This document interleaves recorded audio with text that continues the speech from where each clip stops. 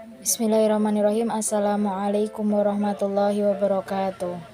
Perkenalkan, nama saya Nafira Khairunisa dengan NIM 213111180 dari kelas 2 EPAI. Kaidah Aghlabiyah.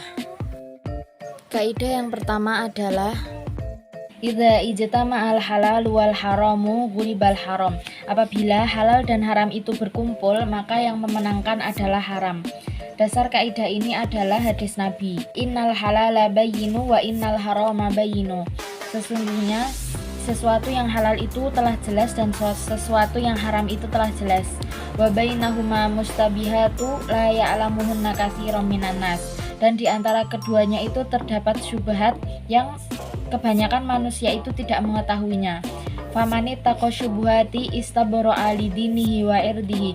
Barang siapa yang menjaga diri dari syubhat, maka dia telah memelihara agamanya dan kehormatannya. Wa ma waqa'a fi syubhati waqa'a fil harami. Dan barang siapa yang terjatuh pada syubhat, maka dia terjatuh kepada keharaman. Contoh dari kaidah ini adalah apabila ada dua bejana, yang satu berisi daging kambing dan yang satu berisi daging babi. Mana kita itu nggak tahu mana yang daging kambing dan mana yang daging babi. Nah, karena itu adalah sesuatu yang syubhat seperti yang ada di dasar kaidahnya tadi, itu sesuatu yang syubhat. Kita nggak tahu mana yang daging kambing dan mana yang daging babi. Kaidah yang kedua adalah tasarruful imami ala ra'iyati manutun bil maslahah. Tidaklah seorang pemimpin terhadap rakyatnya harus dikaitkan dengan kemaslahatan. Dasar kaidah ini adalah kullukum ra'in wa kullukum mas'ulan an ra'iyatihi.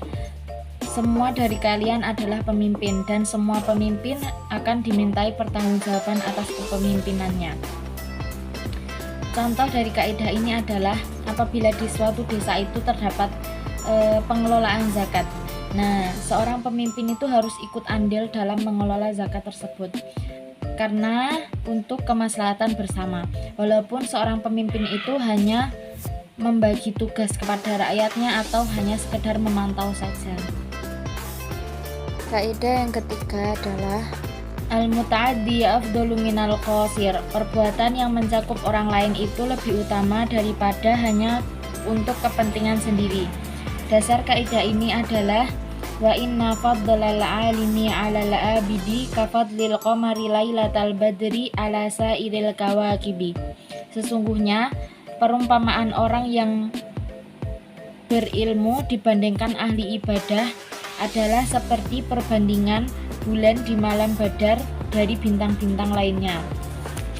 Contoh dari kaidah ini adalah antara seorang yang mencari ilmu dan yang melakukan sholat sunnah itu lebih utama orang yang mencari ilmu, karena mencari ilmu itu untuk kepentingan orang lain, bisa diajarkan lagi untuk orang lain gitu. Sedangkan sholat sunnah itu hanya untuk diri sendiri, seperti itu. Kaidah yang keempat adalah al-aslu fil mu'amalatil ibahati illa ayyadullad dalilu ala tahrimihi. Hukum asal muamalat itu adalah kebolehan, kecuali apabila ada dalil yang menunjukkan keharamannya. Contoh dari kaidah ini adalah hukum jual beli anggur itu dibolehkan. Tetapi apabila anggur tersebut sudah menjadi homer, maka itu diharamkan karena ada dalil yang menunjukkan keharamannya. Ada dalil yang menunjukkan apabila homer itu haram gitu. Sekian dari saya. Apabila ada salah kata dan penjelasan saya mohon maaf.